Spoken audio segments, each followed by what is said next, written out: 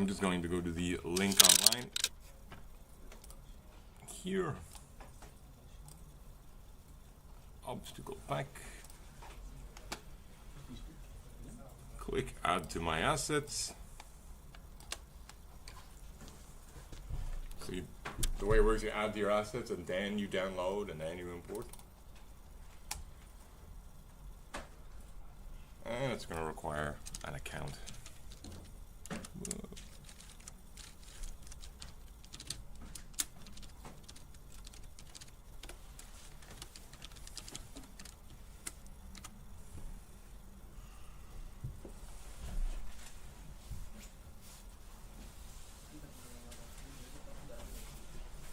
There we go. Signed in. Now I can open in Unity and it'll import.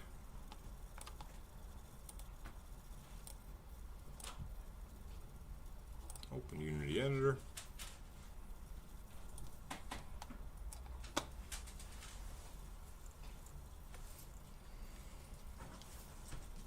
And this is going to open the package manager for me. There it is. Just click download and then import.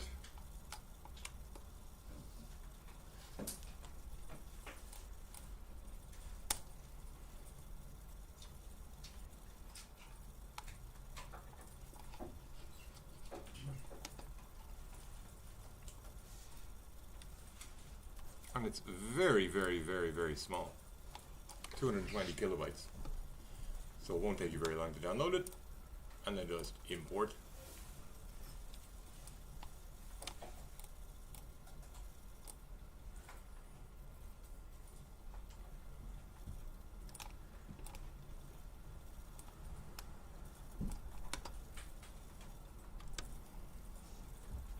Now you'll see a list of everything that we're going to import. It is going to import a scene called Sample Scene in Unity, and I'm not sure if this is the case, but for Madeline, it replaced her actual game because her scene was also named Sample Scene, possibly. So if you didn't rename your default scene, maybe don't import that scene, or rename your original scene. Don't name it Sample Scene. Call it Level 1. Give your game a name.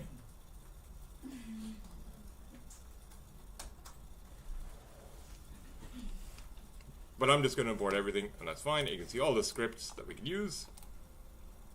Our prefabs, physics materials, more on those in a moment, and normal materials and some scripts.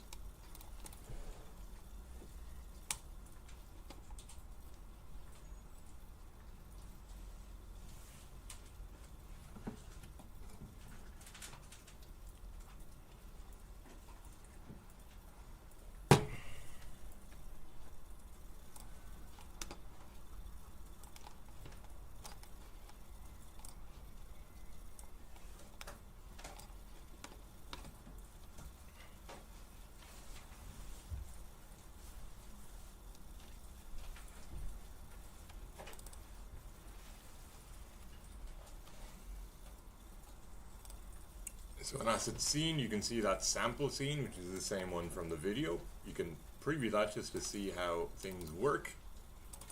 Just open it up.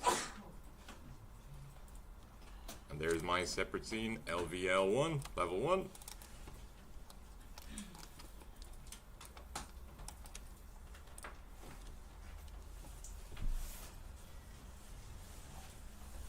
So you can use the scene just to test things out and say, oh, what actually happens? What does it feel like to move around this? What's the control system like? There's a big ball I can push. There's a seesaw. Whoa, I can do fun things like that. And you'll notice when I fall off, there is a checkpoint system. There's also invisible barriers.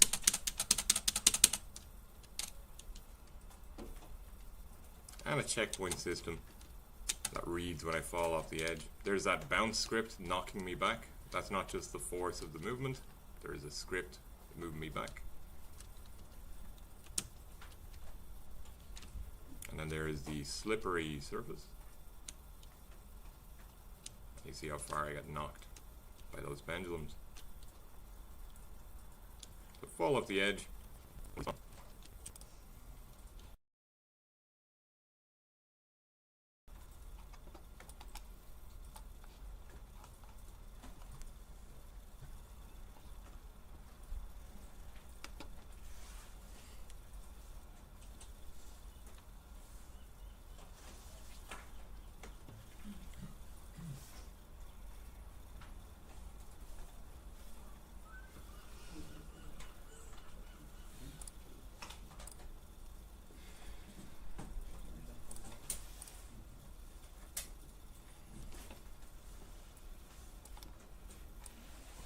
So,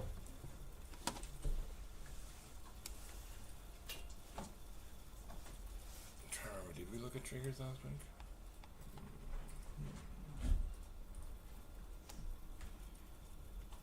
So, the way this checkpoint is working is by using trigger colliders. I'm not sure if we used these before already.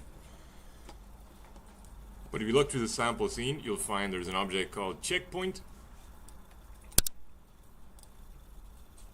Another object called limits. So the checkpoint, if I select it, you can see there's a big square green collider. And it's hitting about the barrier at this yellow block. So when I pass by that yellow block, I'm passing through the collider. I'm not colliding with it because it's a trigger collider. So trigger collider you can think of as like tripwires. They can trigger traps or they can trigger events. In this case, we're triggering a script to record the character's position at the checkpoint. So this is the trigger for the checkpoint, and you'll notice there is a child object underneath called CP. That's the checkpoint position. If I select that, I'll add a tag so we can see it. CP, because it's just an empty with a transform position, because it's the spawn point for the player. Add a tag.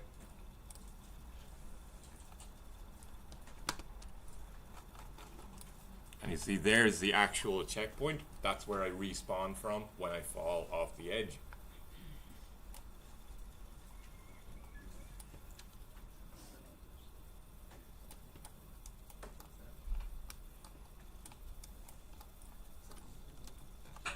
CP. Now, the other thing I was pointing out is limits.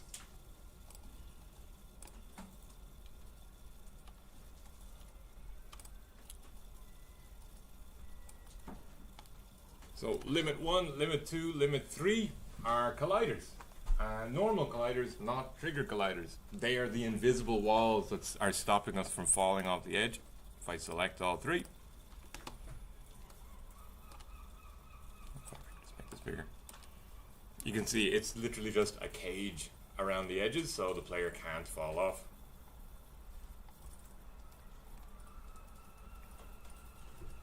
Also, just leading the player forwards in this obstacle maze to go forward in the traps, otherwise they'd fall off a few times. I can turn on the mesh render so you can actually see they're just cubes, but the mesh render has been disabled to act as a cage. The last one is the kill zone, and the kill zone detects when the player has fallen into this and then respawns back at the checkpoint. So the kill zone and the checkpoint have this relationship. If I select the kill zone, you can see it's another collider, but it's set to be a trigger collider. So the player, it's registering when the player falls into it. Checkpoint script is reading that and respawning it back there. If I enable the mesh render, you'll see it is another big cube. Just a big cube to catch when you fall.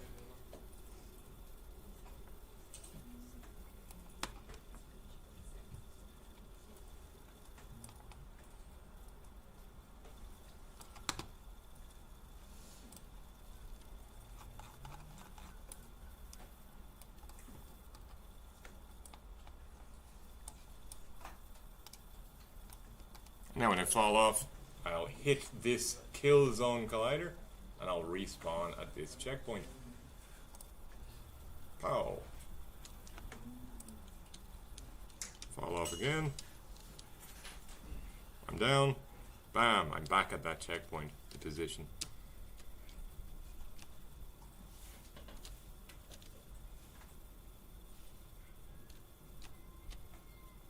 Off and back.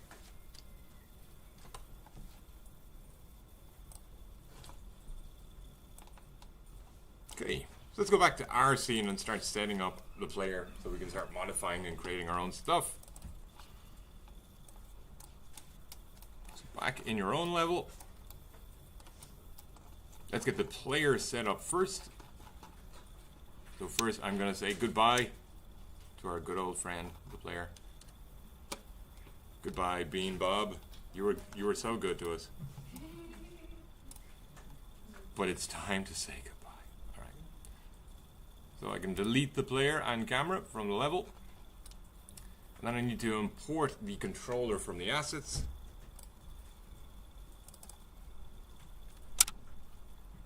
Assets, obstacle port pack controller. And we'll see a camera prefab, camera holder prefab, and a player prefab. Import both of them.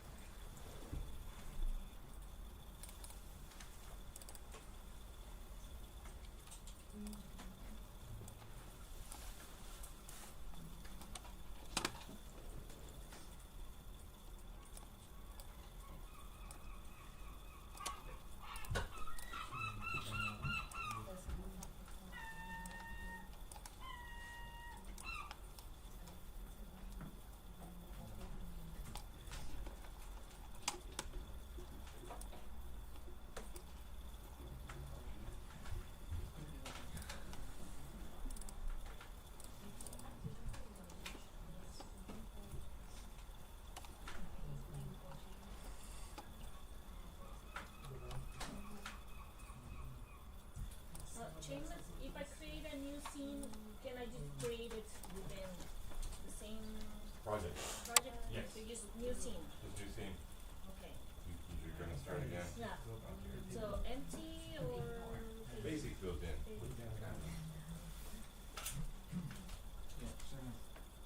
Yep. So I just want to here's my character. But he's in Brandon. So how do I separate it? You see this one? Yeah. I want it to be separated. Yep. See this arrow over here, the roll down? There's all of your objects. Where is your character object?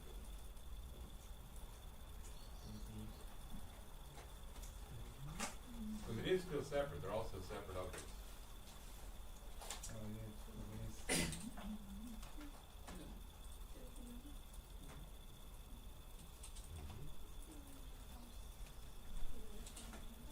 All good.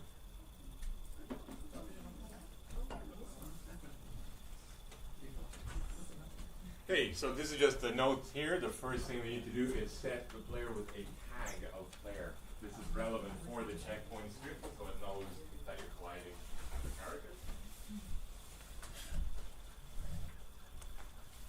And certain other obstacles.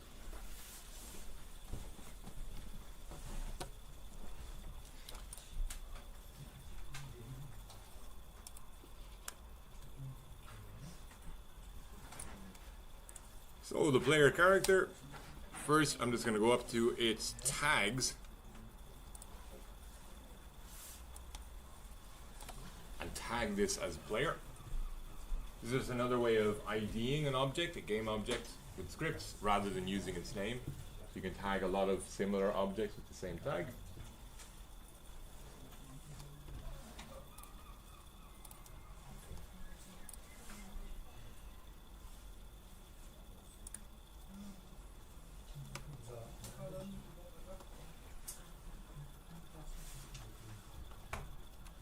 Second change we're going to make is to his mass. The mass is at 1, and for certain obstacles like the seesaw to work, the mass needs to be higher. So I'm going to raise that to 60.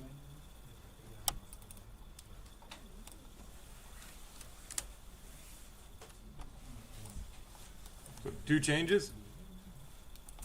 Mass of 60, tag of player.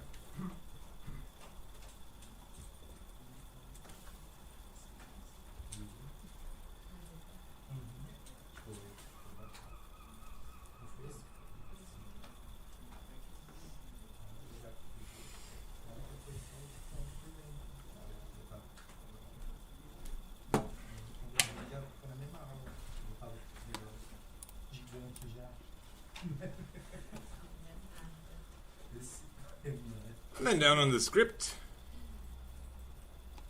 you'll see there's an empty slot called cam. We're going to put our cam holder in here.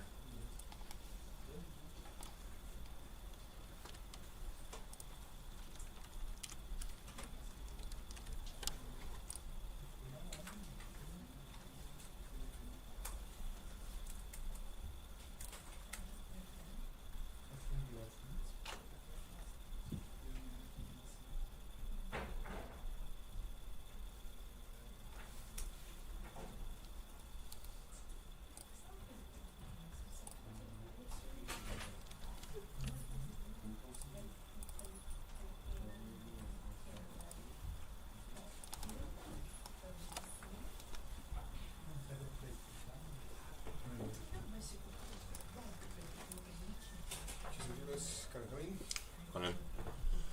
So we've loaded that in, the camera holder, and then the player itself, the camera itself also has a slot.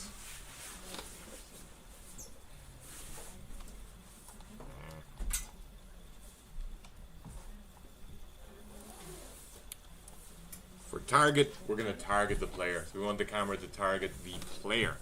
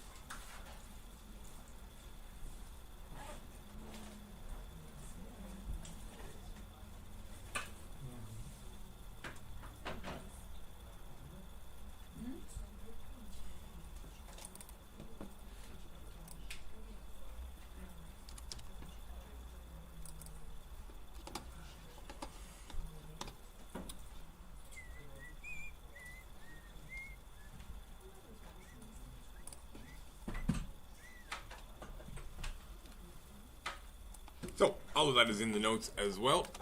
And worth pointing out that this is a more stable character controller. It doesn't actually matter where we place the camera in the scene because the position is set by the script. Purely by the script.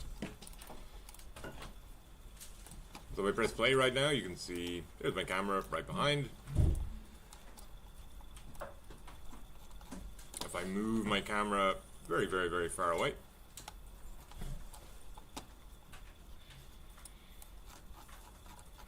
so it's not in the right place. Press play, it's going to snap to a specific distance, a specific position. So it just jumps forward. And that's because all of the angle stuff is handled on the camera holder. So we want to modify the speed, the follow speed, the movement, the turning speed of the camera, the distance of the camera from the player. And we can limit our angle, minimum and max. So we can make it an overhead view just by limiting that way.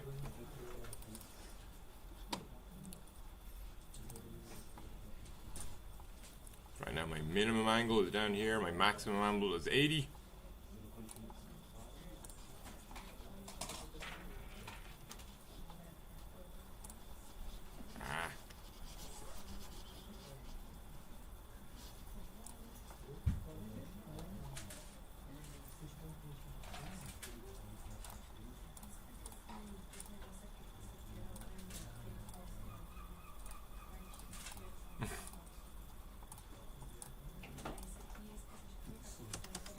There we go.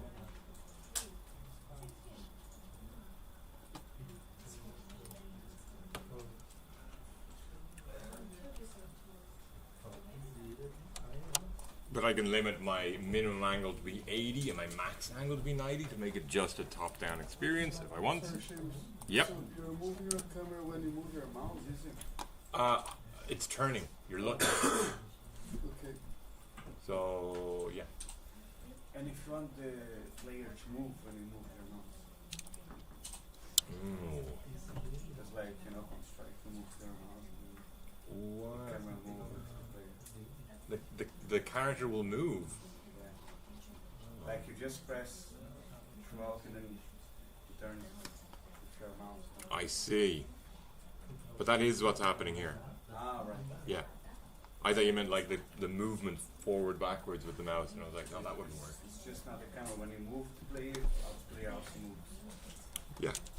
So turning as well. Though the player can have independent movement, Yeah. like this, but I'm turning the camera, I'm just pressing down. It is following.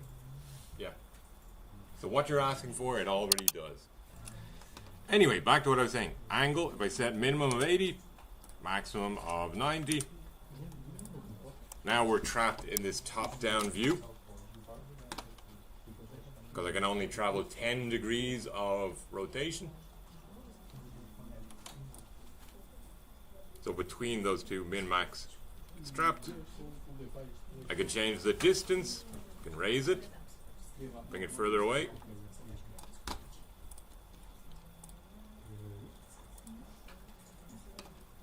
And now I have a different playing experience. Would this be easier? Would this be harder? Oh, I can't even jump high enough.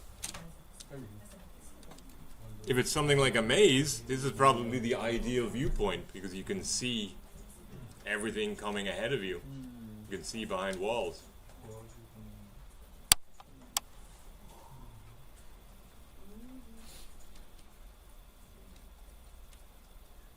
So, this type of game. So decide on the vantage point for your character. And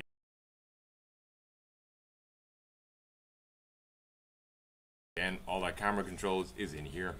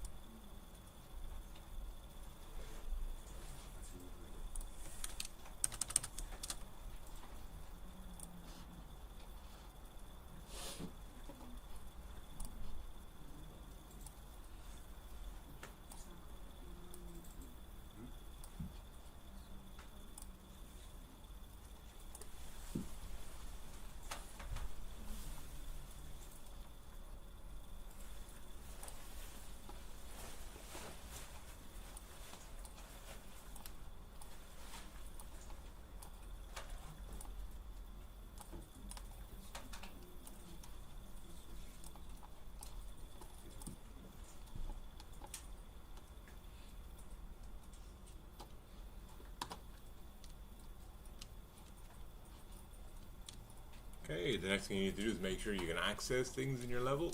So, my jump isn't high enough. Two options: I could make the jump stronger, or I can add a step. I'll just make the jump stronger. Jump height, let's say 4.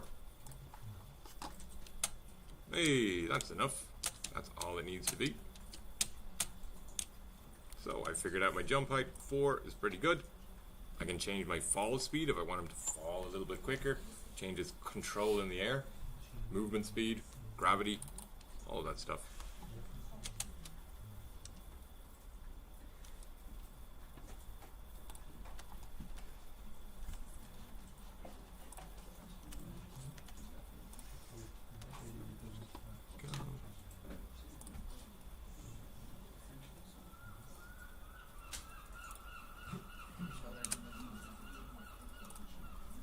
Seamus, if Yep. I have stairs, do you think it's a good idea to have them as ground?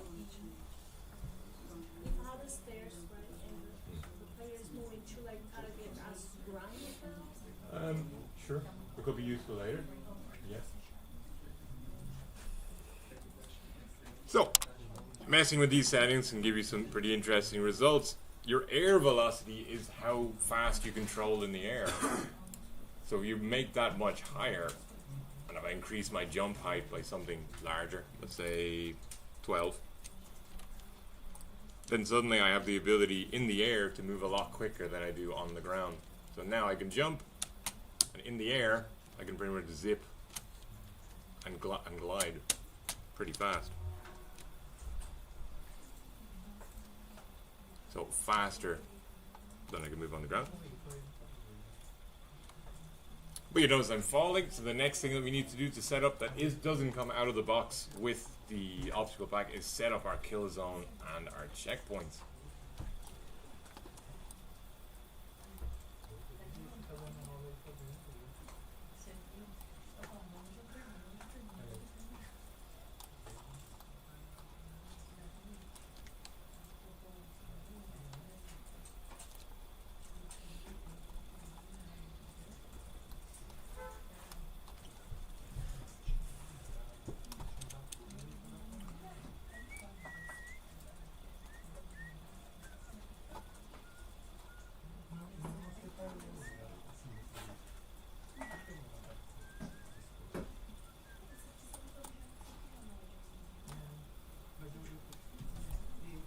So, our kill zone, we need to set up a collider with a trigger, with the trigger enabled. So I'm just going to create a cube here. 3D object cube. I'm going to name this kill box.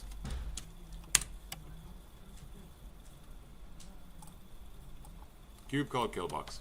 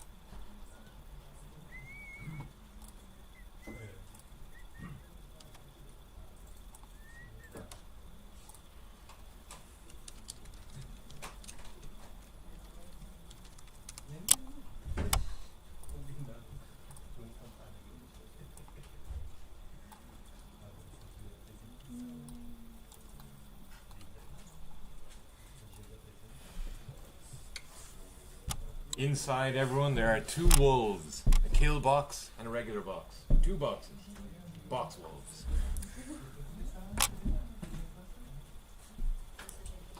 So please create two cubes. Right now these cubes are identical apart from their names and their colors.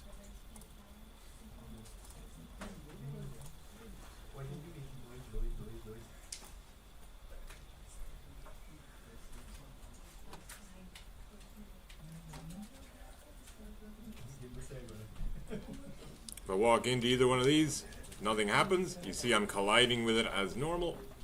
Collision is happening.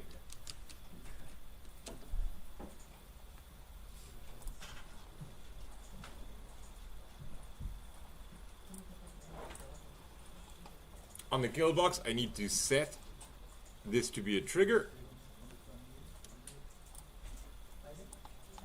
A tripwire, register when another collider is entering the space. I'll press play, and now I'll be able to walk through my kill box. Walk forward, regular box, bumping into it. You'll even see those other cubes are rolling through it. So now it exists as a tripwire, as a sensor, a way of detecting.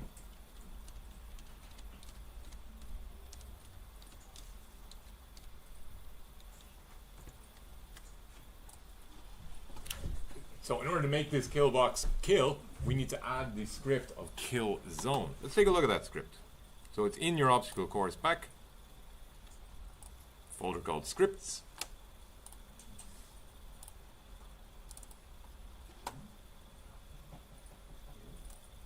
And you see a script called kill zone.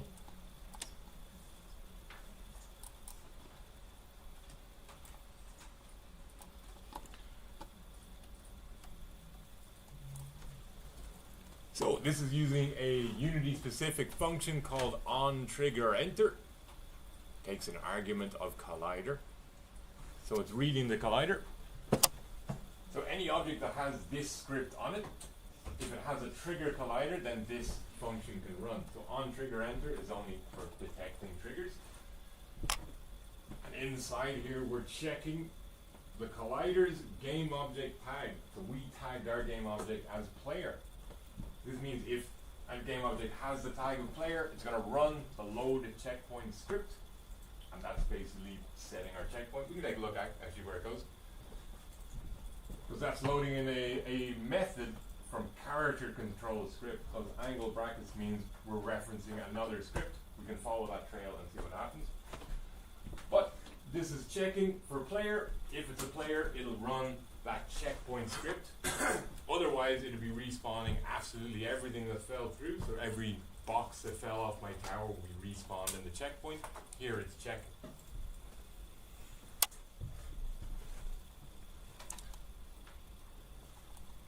And we'll do more with triggers before we're done. Can you believe only 2 more classes and then it's the end of the semester? Crazy. We are less than a month to Christmas, I think. Yeah. 2 weeks, 5 days till you have to finish this prototype. You're in crunch mode. Anyway, let's follow this. Let's do some detective work. So this is taking us to character controls load checkpoint script. If I go to character controls, that'll be in the controller.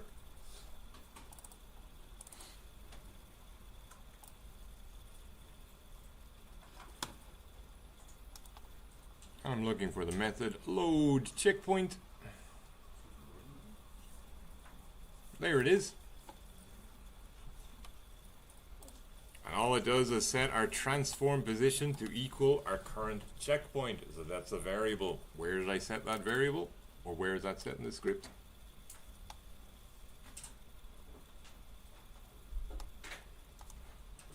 It's probably reading another script.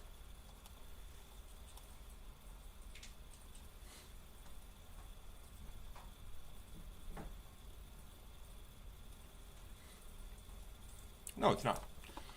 So, basically on the character controller script, on awake. So before start, before anything happens, as I said, we do setup here. It's setting our checkpoint to equal transform position. And this is the character control script, so this is on the character. So the checkpoint is equal to the character's transform position when the game starts. So our first checkpoint is wherever the player is when we start the game. That's our default checkpoint. So, whenever the player hits a toolbox, Yeah. he's gonna come back to the last position that he was. To the first position when we started the game. To the checkpoint. the first Yeah. position. The Okay. checkpoint position. So, if I add this kill zone script onto my kill box, I'll just say add component and look for the script. So in scripts.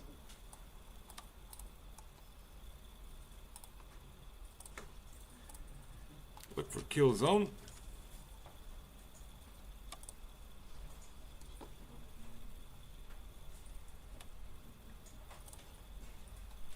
Kill zone script.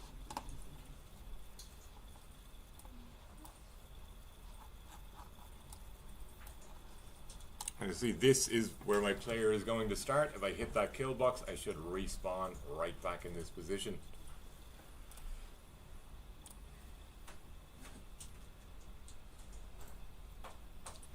So again, walking into regular box does nothing because it doesn't have the kill box. Walking in here and I respawn with my original. Bing, bing, bing. So this isn't just for when you fall off the edge and want to get killed and respawn back to the start. This script, this collider, can be put onto any object you want to kill the player. So anything hazardous, anything an enemy chucks at you, a boulder, a spear, you put that script on and once it touches the player, they respawn back. So you have the power to slow players down by killing them, destroying them, respawning them, we'll say, reincarnating them and giving them a better chance.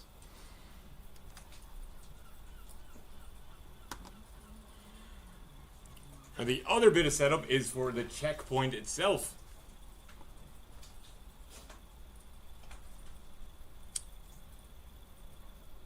So go back into my obstacle course pack folder, go back into my prefabs.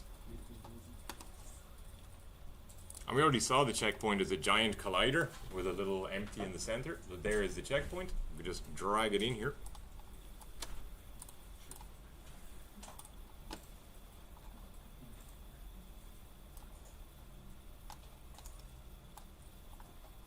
Oh, you see, I'll maximize. And actually, let me just hide a few things.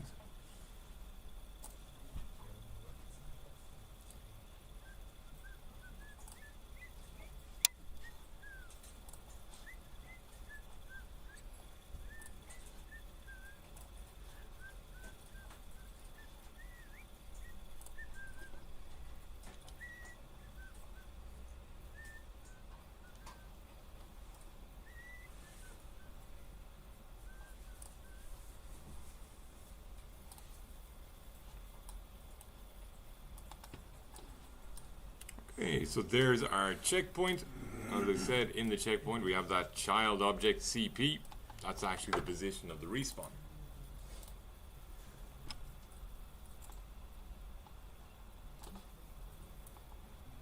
And I'm actually going to put an object there to mark my checkpoint so I can see it in the world, rather than just putting a tag. I want to be able to see it in game. So I'll just add another object, right click, 3D object. How about a cylinder? Ooh, how about a smaller cylinder? Oh. Okay.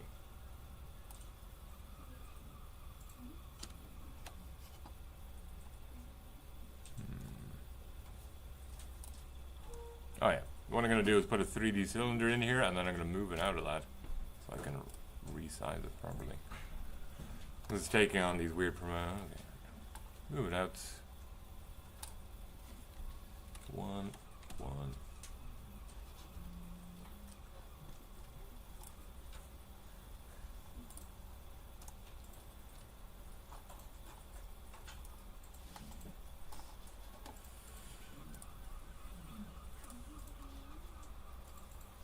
Okay, maybe it is a good idea to put a tag on this empty so I can see where it is. Tag. There we go.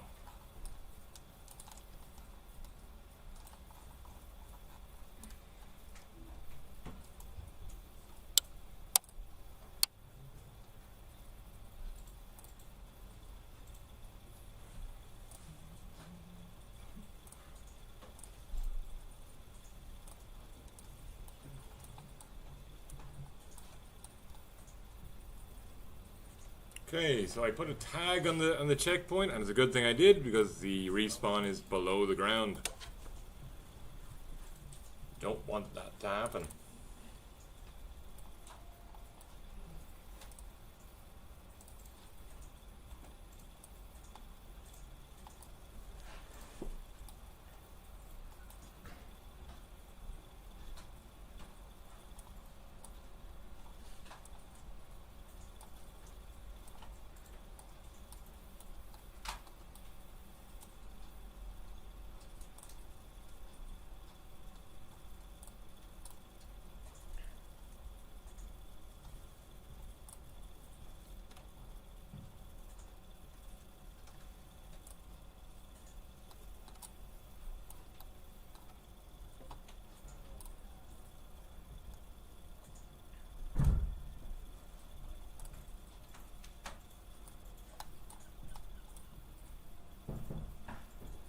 Chainless. Yep. If I have two scenes, how can I do it so the scene that I want to play? Does it make sense? I have the two scenes and I just want to play a different one. So how do I do that?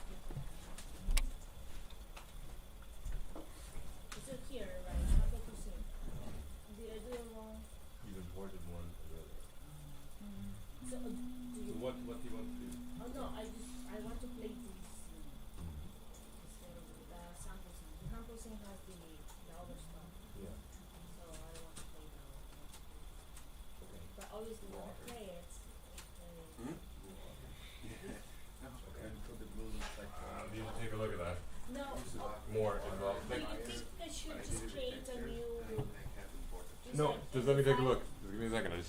finish this checkpoint thing, and then yeah. Right. So I put a cylinder in its place. Trying to make it a child of the checkpoint is a bad idea, I've realized. So this cylinder, I'm just going to get rid of the collider. It doesn't need a collider. It's just there to mark the checkpoint. Let's say 0.2 and 0.2. The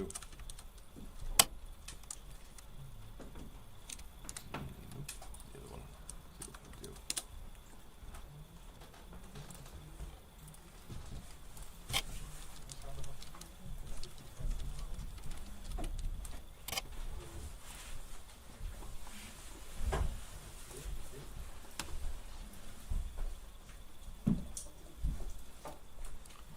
Okay, so on the checkpoint there is a script, save position, and that's basically reading the player's checkpoint from the character controller and changing it when we enter this collider. But let's take a quick look at it.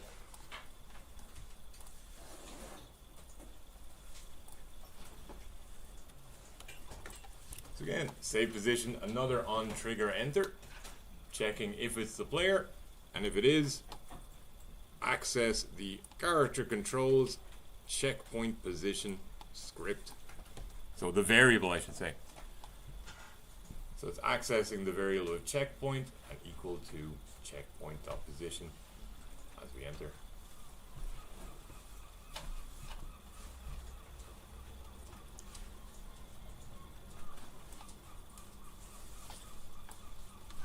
And there's a public variable checkpoint. That is the CP object that we're talking about. So, when you enter a collider with this script on it, it's going to look for another object, a checkpoint object. It's going to take the checkpoint variable from the character controller and reset it. New checkpoint, new save position. So I've over-explained that. All you need to do is drag this in. It's very easy to set up from the prefab. Just drag a checkpoint in, drag in as many as you need.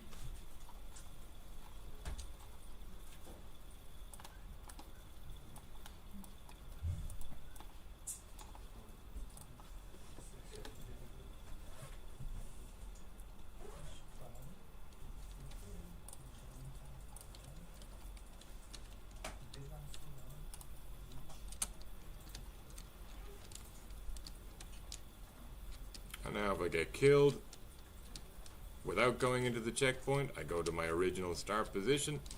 If I walk through that checkpoint, bing, and now get killed by the kill zone, I start at that checkpoint.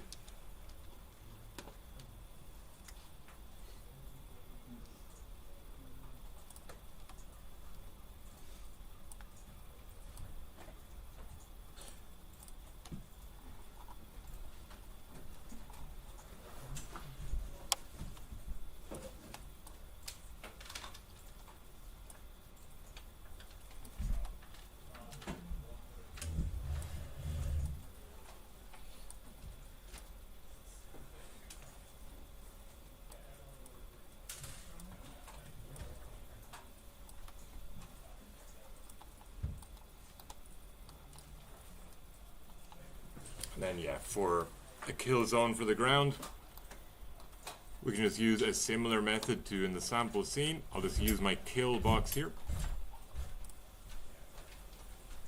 Kill box, duplicate, Control D. It's below the world, and I can just scale that out.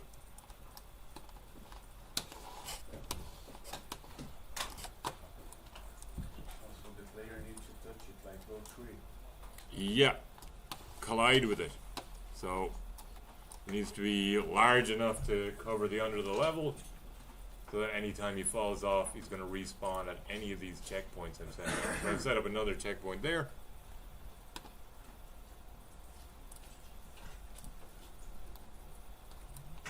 And I can go ahead and Control D, duplicate these checkpoints through my world. And when the player dies, he always comes back to the last checkpoint. Yes, the last one. So here I've hit this checkpoint here. I will die by hitting this kill box. There I am. Oh no! I can't get up, I forgot. Wait a minute, it's okay. I am the master of this universe. My son, you need a box.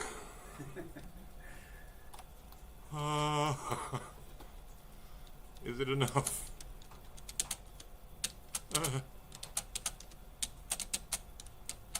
Oh, it's not tagged as ground.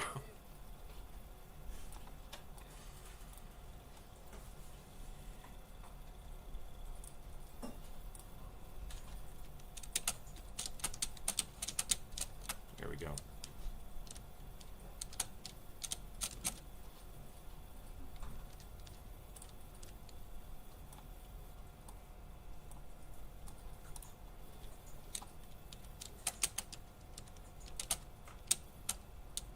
Hey, there we go. Alright, so now I can hit this other checkpoint. Yikes.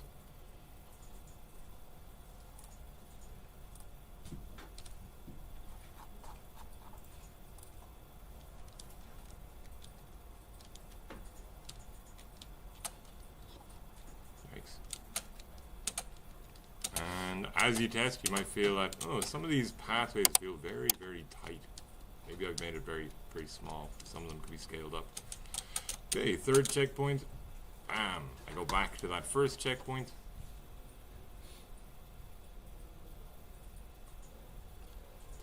And jump off the edge. And I'm back at first checkpoint. So yeah, the last one you run into, it's always going to update.